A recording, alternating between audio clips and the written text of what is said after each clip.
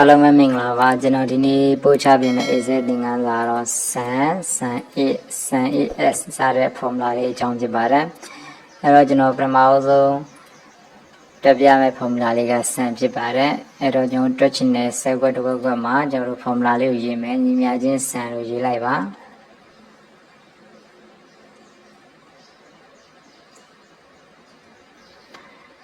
အပြီး train တကိလေးနေမယ်ဆန်တော့ကျွန်တော်တို့ပေါင်းတာပါเนาะပေါင်း number 1 number 2ဆိုပြတယ်ကျွန်တော်တို့ amount တွေကိုပဲကျွန်တော်တွက်လိုက်မယ် number တွေပေါ့ဟုတ်ပြီဒါရင်ပြီးပါပြီတို့တော့လွယ်ပါတယ်ခွင်းလေးပိတ်ပြီးအန္တာခောက်လိုက်ဒါဆိုရင်ဒီရဲ့ amount တွေရဲ့စုစုပေါင်းကိုကျွန်တော်တို့တွက်ပြသွားတာပါနောက်တော့ကျွန်တော်တို့ဆန် A အကြောင်းပါညီမချင်းဆန် A လို့ရေးလိုက်မယ်တကီလေးနေမယ်ရင်းရဲ့ criteria ရဲ့စမ်းရင်းဆိုပြီးပါပါတယ်ရင်းဆိုတာကတော့ကျွန်တော်တို့လိုချင်တာဒီ apple ရဲ့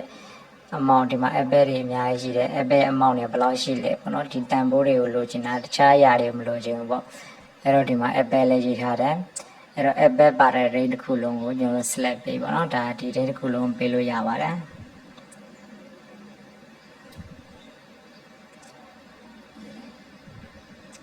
အဲ့ဒီမှာကျွန်တော်တို့ကဆန် range ပြီးသွားပြီဆို criteria ကျွန်တော်တို့စစ်ထုတ်မှာပါလဲ apple ပေါ့နော်ဒီတရားနေ apple ကိုလိုချင်တာအဲ့တော့ apple ထည့်မယ်ပြီးဆန် range သူရဲ့ amount တွေကိုကျွန်တော်ထည့်ပေးလို့ရပါတယ်အပြီးဒါဆိုရင် apple ရဲ့ amount တွေကိုသူကတက်ပြပါမယ်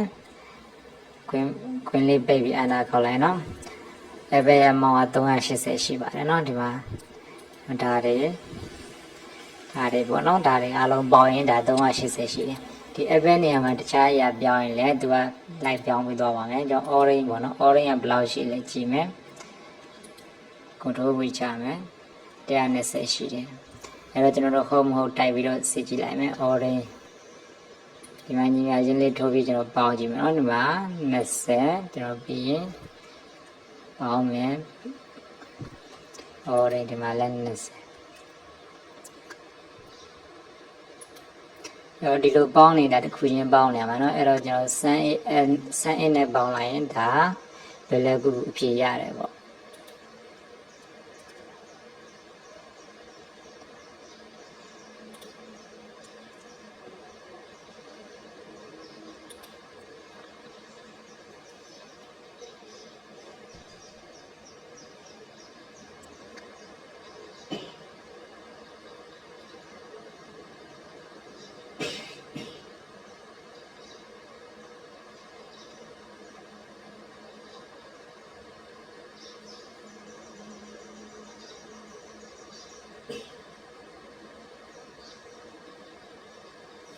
အပြီးဒါပြီးပြီဆိုကျွန်တော်တို့ဒါခွင်းလေးပိတ်ပြီးတော့အန္တာခေါက်ကြည့်လိုက်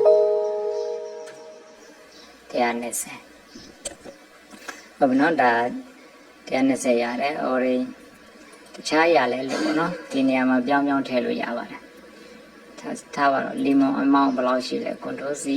ဒီမှာ control V ပေါ့160ရှိတယ်ပေါ့နော်ဒါလေးတွေ function 2ဟုတ်ပြီနော်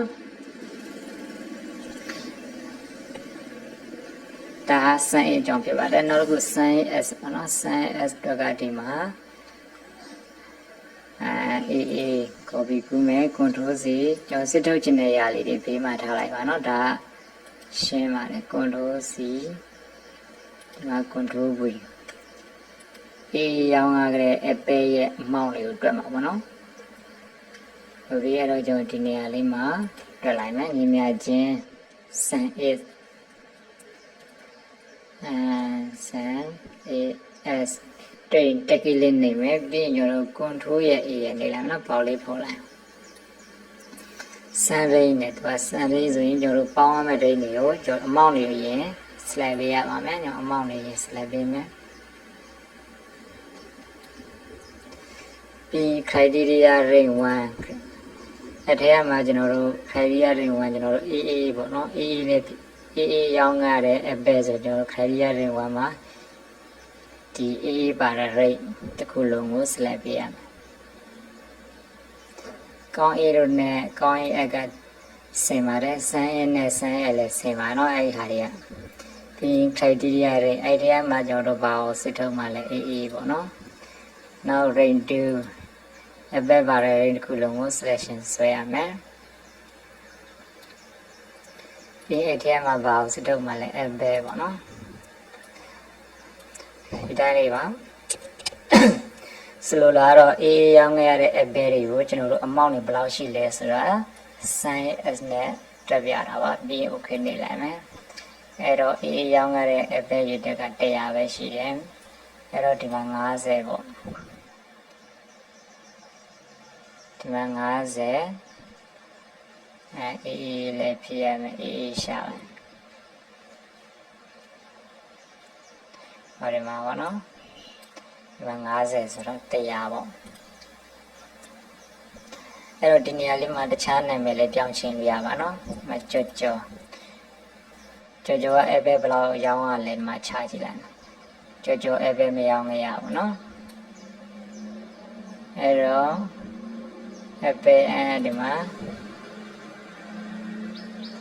မြက်ကရောဒီနေရာမှာ control ဝေချလိုက်မယ်ဟောသူလည်း100ရောင်းမရတယ်ပေါ့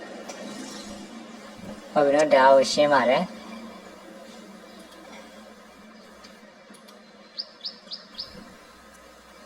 ရောင်းတဲ့တူတွေလည်းအများကြီးရှိတယ်ပြီးတော့လည်းအမျိုးစားလည်းတူတယ်ဆိုရင်ကိုဒီလိုစစ်ထုတ်ပြီးတော့လိုချင်တဲ့အရာကို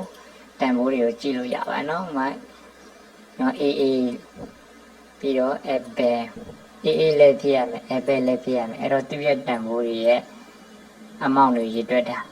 တခြားလူတွေ Apple တွေမပါတော့ဘူးတခြားသူတွေလည်း Apple တွေရောင်းတဲ့တွေရှိတယ်တို့ပေမဲ့သူရဲ့တန်ဖိုးတွေမပါတော့ဘူးနော်ဒါကိုဆိုလိုတာပါအဲ့တော့တခြားနာမည်တွေလည်းဒီလိုဒီနေရာလေးတွေမှာပြောင်းထည့်ပြီးတော့ဒါ sin နဲ့တွက်လို့ရပါနော်โอเคဒီသင်ခန်းစာကိုအားလုံးနားလည်မယ်လို့ထင်ပါတယ်